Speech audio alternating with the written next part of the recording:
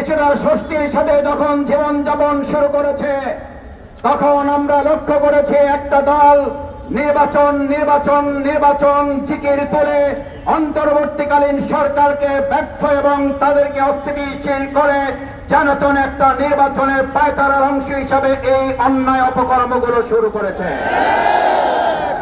এটার জন্য master degree, এটার জন্য উচ্চ শিক্ষিত হওয়ার প্রয়োজন নাই। আমাদের সাধারণ জনগণের কথা বলতে শুরু করেছে।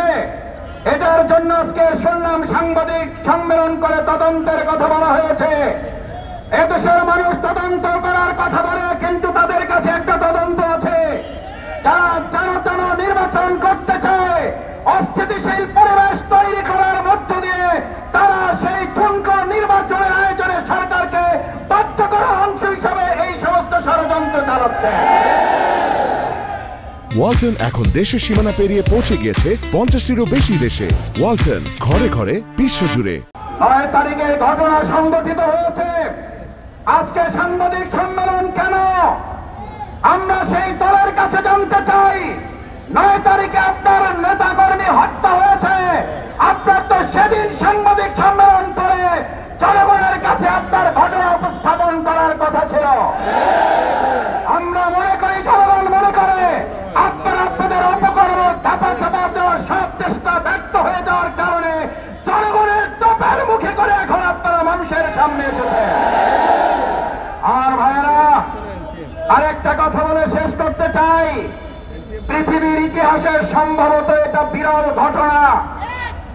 মানুষ আন্দোলন করে সরকারের বিরুদ্ধে, আর আমাদের দেশের মানুষ এখন একটা দল ক্ষমতায় আসতে পারে এই আতঙ্কে তাদের বিরুদ্ধে এখন এই পতনের আন্দোলন শুরু করে। এটা পৃথিবীর ইতিহাসে কোথাও পাওয়া যাবে না। আপনারা গিনিস বুকে আপনাদের নাম লিখে ফেলেছেন।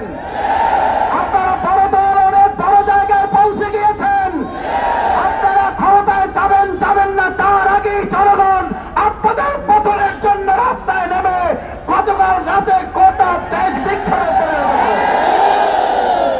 আমরা জুলাই আগস্টে যে স্লোগান শুনেছি, গত রাতে বিশ্ববিদ্যালয়, স্কুল, কলেজগুলোতে সেই স্লোগান শুনেছি। মানে আপনাদের প্রোগ্রাম থেকে এখন জয় বাংলা স্লোগান হয়। জনগণ আজ আপনাদের বিরুদ্ধে মুখ খুলে ছাত্র জনতা আবার আরেকটা 5ই আগস্টের জন্য প্রস্তুতি গ্রহণ করছে। সতর্ক হয়ে যান, দেশবাসীর কাছে ক্ষমা চান। অন্যায়, অত্যাচার, চাঁদাবাজি, সন্ত্রাস, খুন, ধর্ষণ বন্ধ করুন, না হলে 5ই আগস্টের মুখে আবার আরেকটা দেশত্যাগের ঘটনা ঘটতে অস্বাভাবিক কিছুই হবে না।